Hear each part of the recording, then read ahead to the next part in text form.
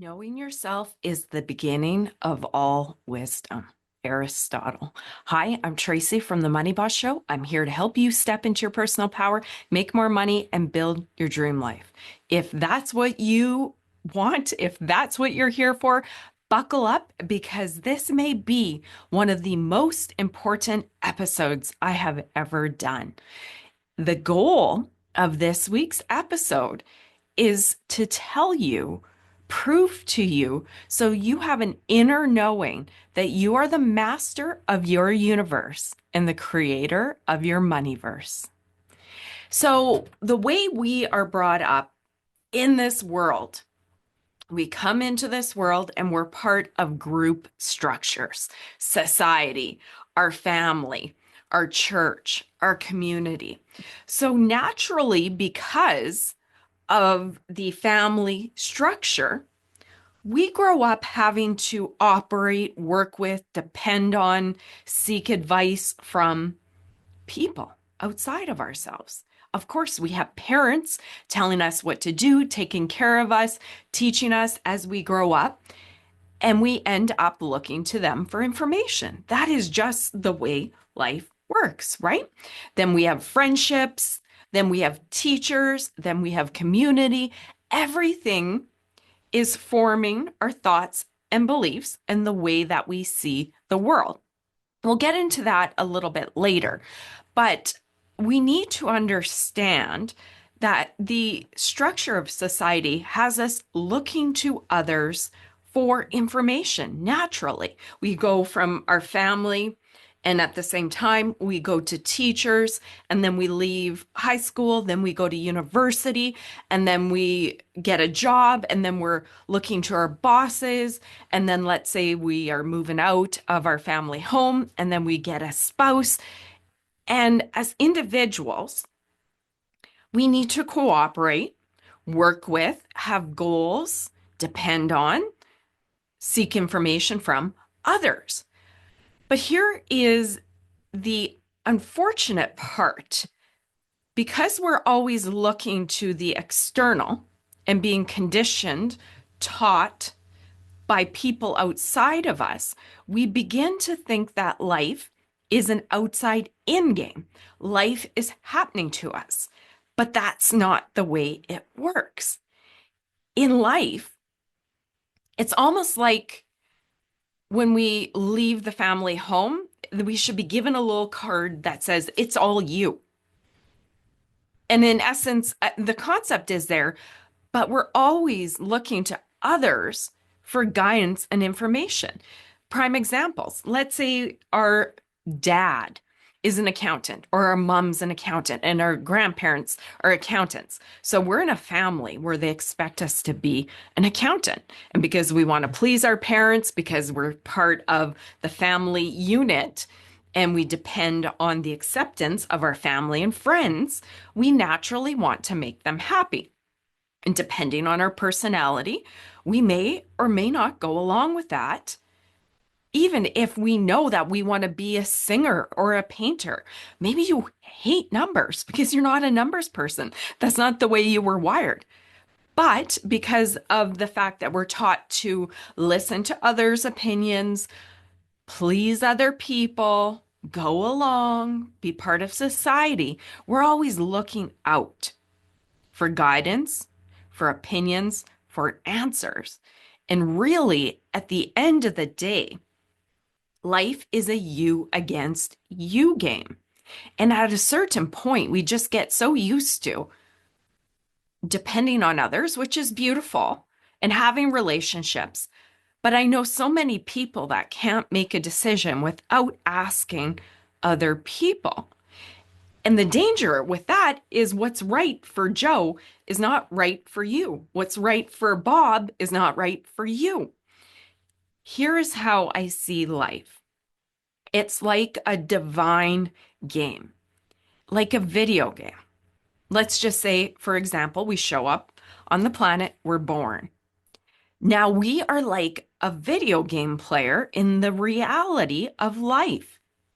Everything around us, the buildings, the people, hopefully nobody's shooting at you like a video game.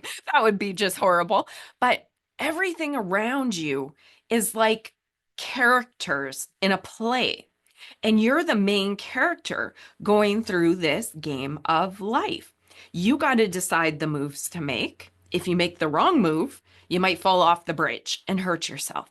Same in life. If you make this decision, you get this outcome. Life is really a solo experience. And the fact that we're conditioned to be such group individuals is beautiful because we need family and friends. That's the joy and richness of life. But the problem is we don't step into our individual potential, gift, and start our hero's journey. If you're listening, watching this episode of a money boss show, I know that you want to make more money, and that's a beautiful thing because money is a tool to help you have more potentials, opportunities, all of the good stuff. Here at the Money Boss Show, we love the opportunity that money provides. It's a beautiful thing. Hence why I have a channel dedicated to it. But here is the thing. We are not necessarily taught to go in because, again, the way we have been conditioned. So we're always looking outside for cues on what to do. We're always looking at other people for what they say. Maybe we want to be a YouTuber and we're looking at other YouTubers. Maybe we're looking at our best friend and we want to do something similar. But that's not your calling.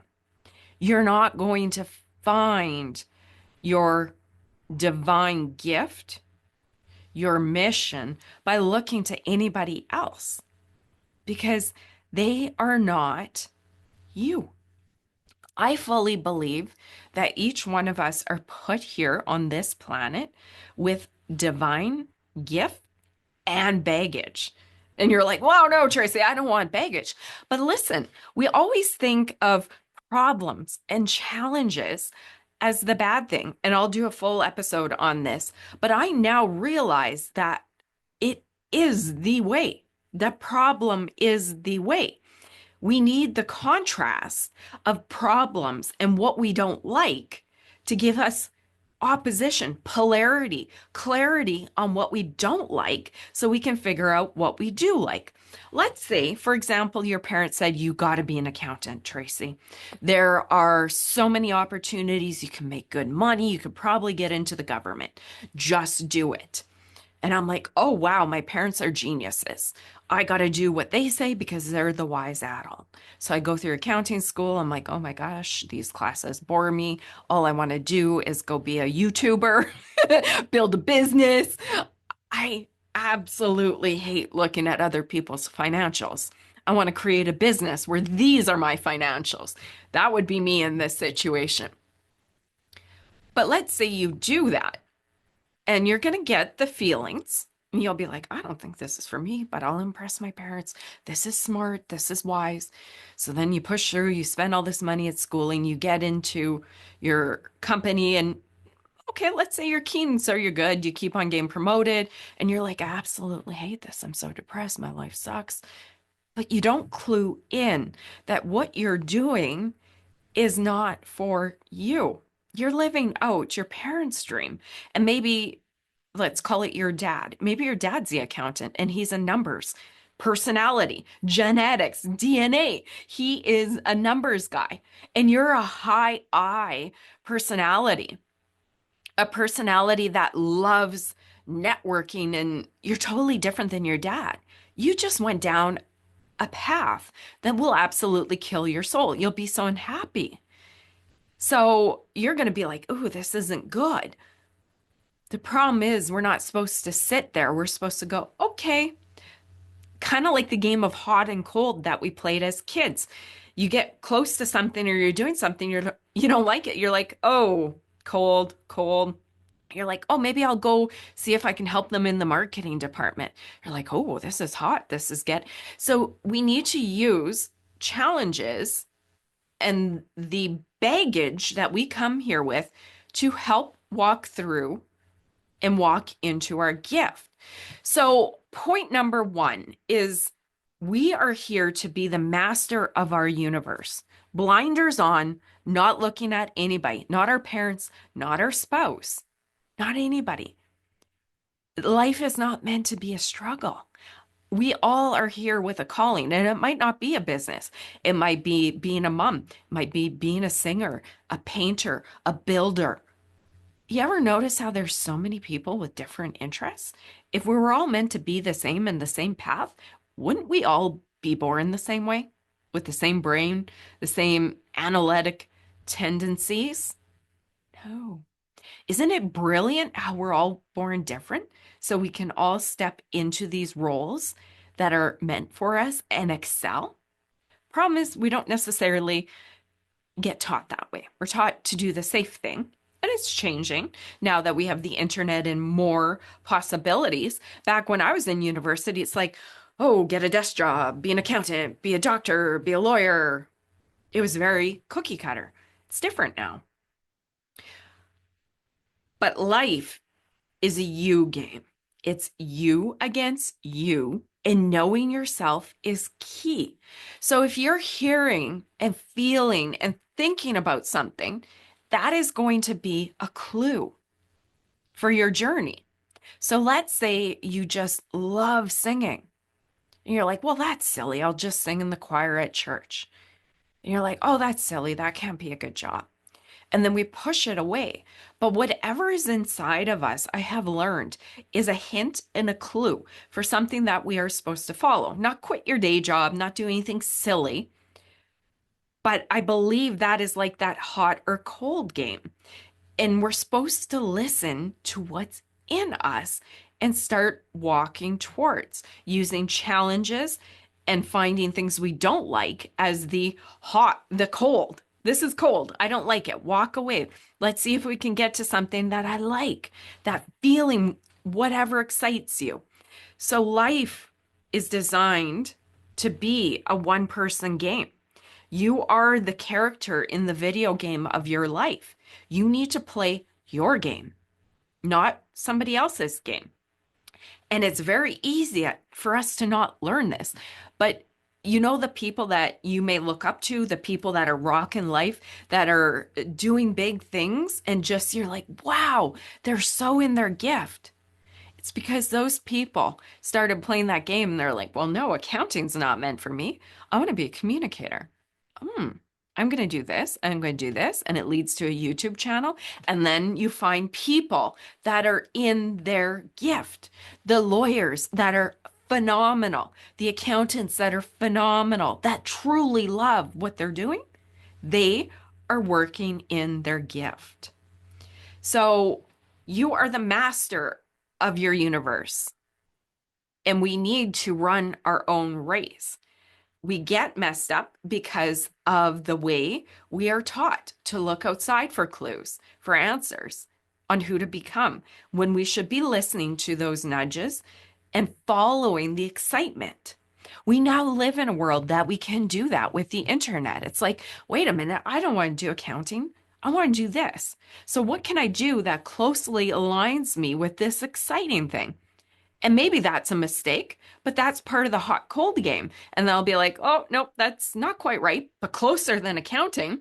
And you zigzag your way, getting skills and experiences and knowledge of what you like and what you don't, until finally you play the game and you're like, wow, I am doing this and I'm loving it.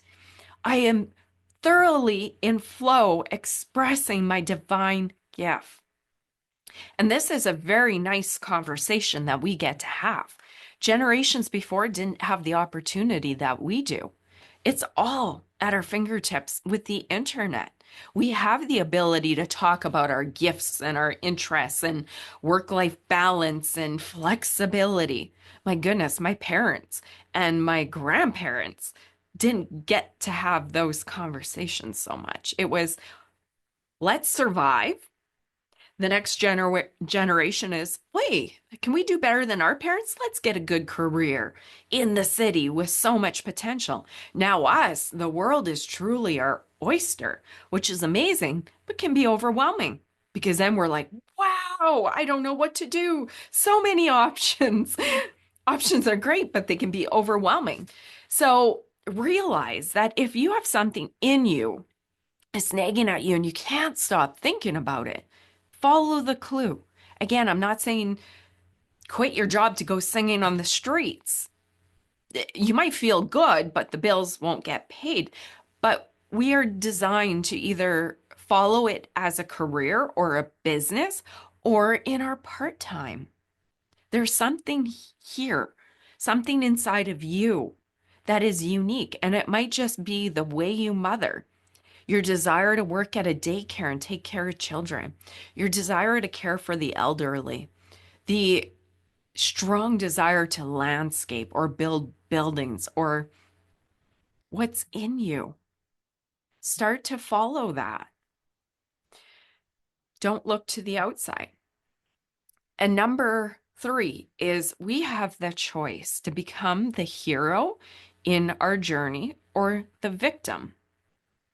For me, I decided that I wanted to be the hero in my journey. There was no way that I was wasting time doing something I didn't like. I worked a job, I learned the lessons. I'm like, can I see myself here forever? Nope, let's carry on, because it wasn't good for me and it wasn't good for the company because I wasn't in my gift. Not that I did a bad job. I would hope I did an amazing job.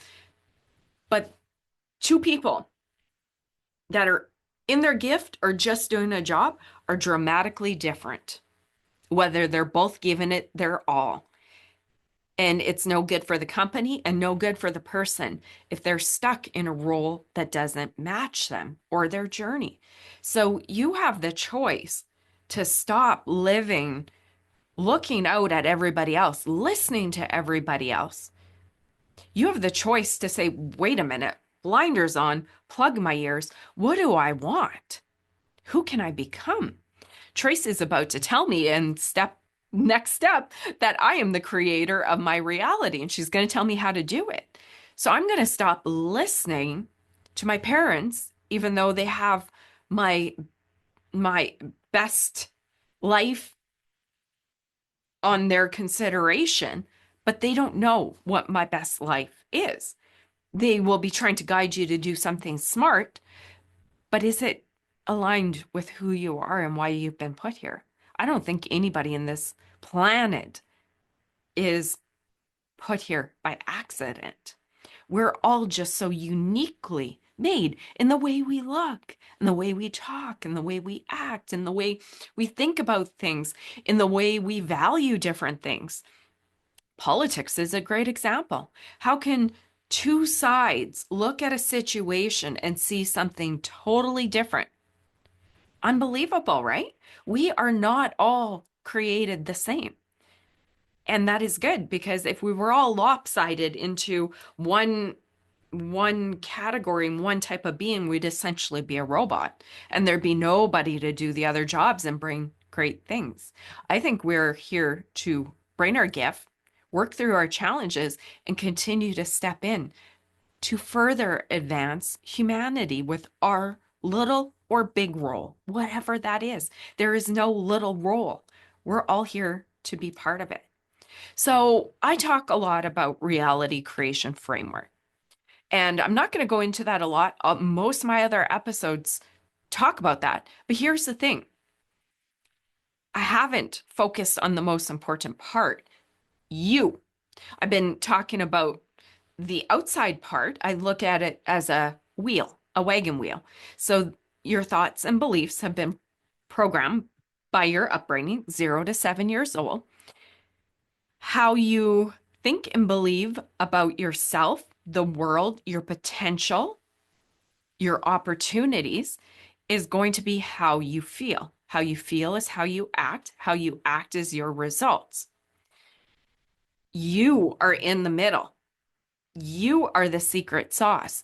There is nobody that can create your life for you. I mean, if you listen to your parents and follow what they say, they're charting your course, but you essentially are still creating it. You're showing up to the schooling, you're getting the marks, you're going to work, you're earning the paycheck. It is always you. This life is you against you. Nobody else. They're all just characters on the stage of your life. Sounds a little weird, but we're not taught that. So you are in the middle of everything. You are it. I've talked about perception, how two people can watch the same movie and have a dramatically different experience in the last episode. Why? Because we are all unique individuals creating our reality. We're bringing our you-ness to the experience of that movie. So you are uniquely made, I would say, by the creator with a divine gift, a personality, your looks, your thoughts, your language, your beliefs. And then you come in with a lot of those things. And of course, your family gives you more of the beliefs, the religion, your feelings about life. You get conditioned. But at the center of it all, and people will debate this, is it just your upbringing that creates the individual, or is it what's in them and your surroundings? Now, think of this one step further. If it was only how you were programmed, every kid in the same family would be exactly the same, wouldn't they? And then people can argue, well, the first child had it worse, and the middle child's spoiled, and the youngest gets everything. And there's an argument to that because parents change as they parent. So you can argue that. But I've had this experience where I look at my siblings and go, who are you? Like, how are we even related? They're both beautiful, my sisters, in their own way, but they are nowhere near like they've been raised in the same world as I have. Why is that? Same parents. Okay, I'm the oldest, so I can be a little more responsible, the middle, and then the younger. Sure, you can see those elements, but there is something uniquely implanted by nature, divine gift, soul purpose, whatever you want to call it, in each one of us. Natural interests, natural tendencies. Everything, for the most part, can be learned. You can get better at stuff, but we all come wired a little bit differently. So we need to realize that if you are not living your dream life, if you are not getting the results you want, it's you against you. You are the master of your universe, the creator of your moneyverse. It's an inside game. So you are creating your reality out there by what's in here. That's the reality creation framework. What you think and believe, you feel about, what you feel about, you act on, what you act on, you get results. If you go through that, you'll start to improve yourself. But the thing is, we need to step into the role of hero of our journey, accepting full responsibility. And in that, we go, oh, this life is not looking like I wanted. Could I be responsible? Not the bad economy, not my parents. Okay, well, there's an element of I didn't know what I didn't know. But now Tracy's told me that I can create my reality. I can be successful, even though I grew up on welfare. I just need to get new thoughts and beliefs.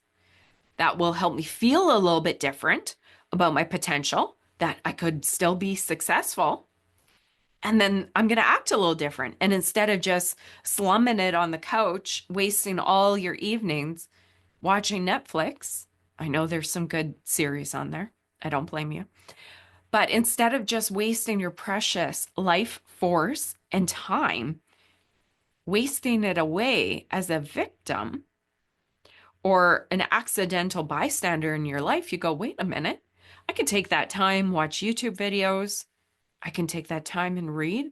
I can take that time and enroll in courses, free online, cheap online, and learn how to create my universe and how to make money, because making money is scientific. It's not emotional.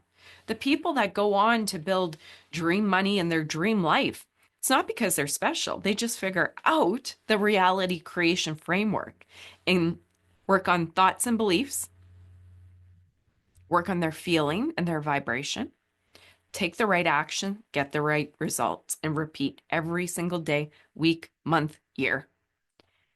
Really, at the end of the day, if you want to live your dream life, you are the superhero in your story. But nobody's really told us that. I feel, and I was part of that ignorance and just the way society is set up.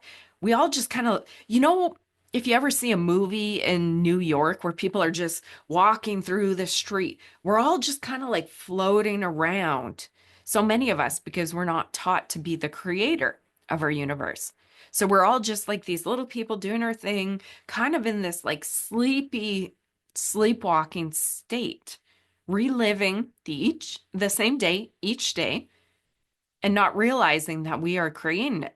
And if we start changing that cycle, we can change our tomorrow by changing today. So the most important thing we need to know, who are you? Who are you? Isn't that scary? Well, we don't always necessarily figure that out. And I think it's a continual journey, stepping towards that hot and cold. Go towards hot. That's going to give you the answers. And you'll be like, oh, wow, I like communicating. I like teaching. Knowing who you are and what you want is the key to building your dream life and getting what you want. And that's part of the work that I do here. We can create a reality using those steps. But if we are doing this based on somebody else's personality and dream, we're building somebody else's dream life, not our own. How many people get into life and they have everything, but they realize they should have went this way, but they went this way because it was smart and practical and dependable. And they have their dream life, everything they could ever want. And they have a deep unhappiness because they're not following what their soul wants, what lights them up. And again, maybe it's just them starting dancing after work or joining a club and doing sports or mentoring. It doesn't have to be your main thing. Not everybody's meant to monetize their gift. They can, but I don't know that everybody has to or wants to.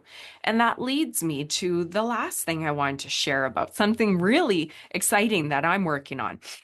I offer Sacred Money Archetype training, but most importantly is we have a free quiz.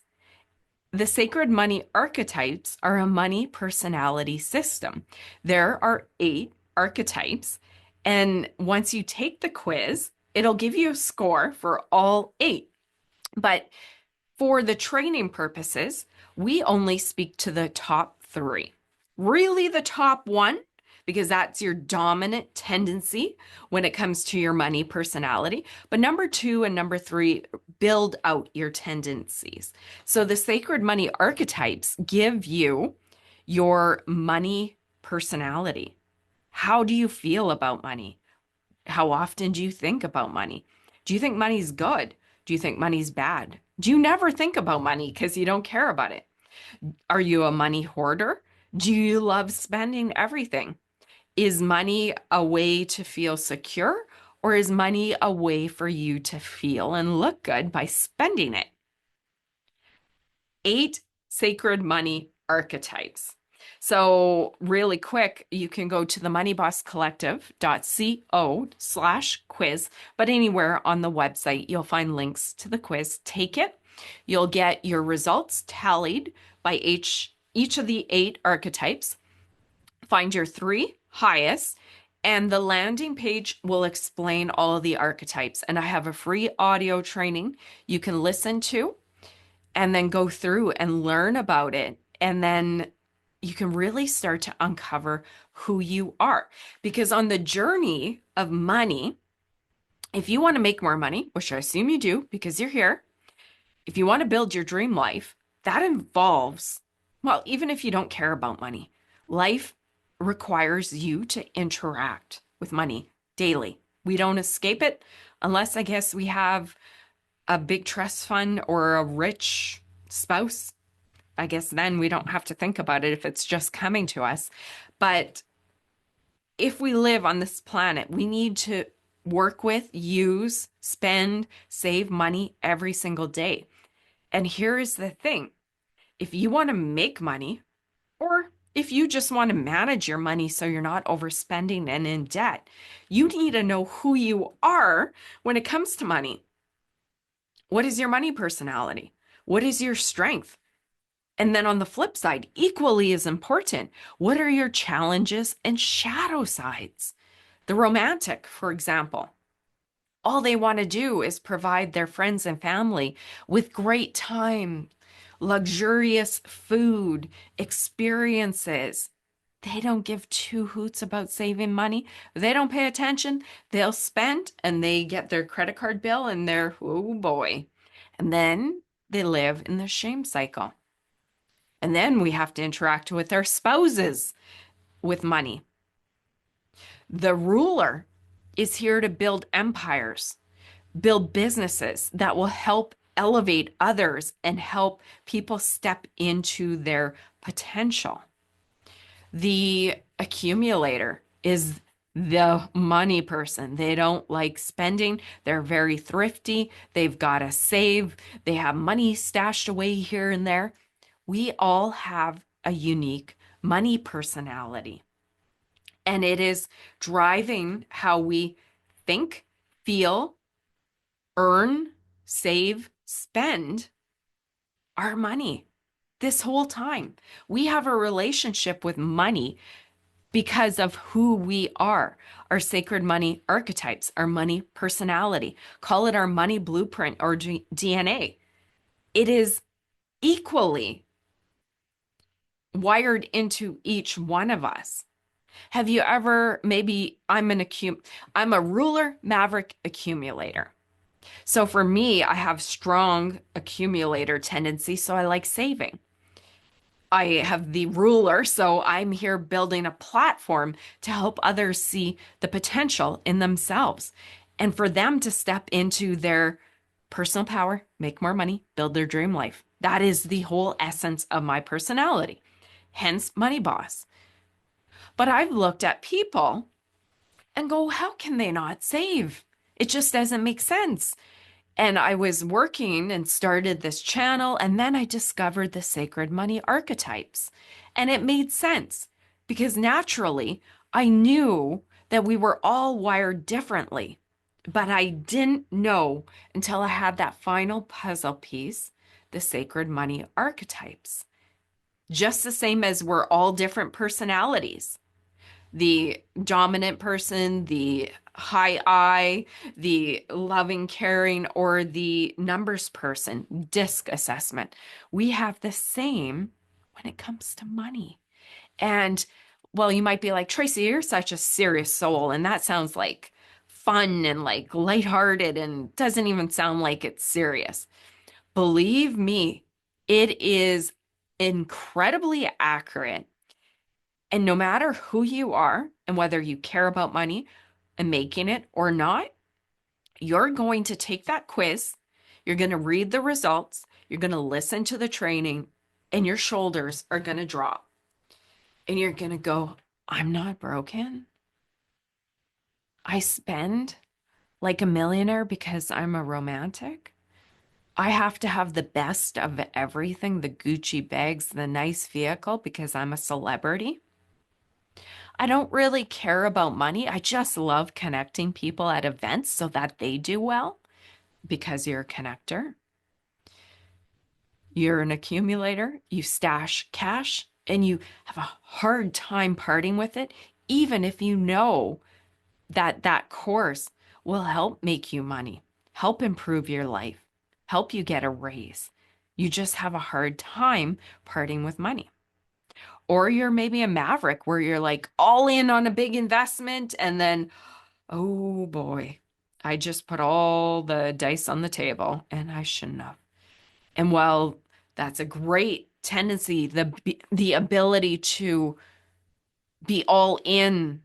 Sometimes the Mavericks put their financial future in jeopardy. I'm trying to think if I missed any of them. There are 8 archetypes. It is brilliant work. And the quiz is on our website. If you haven't taken that yet, I would suggest you do. And then read the free training.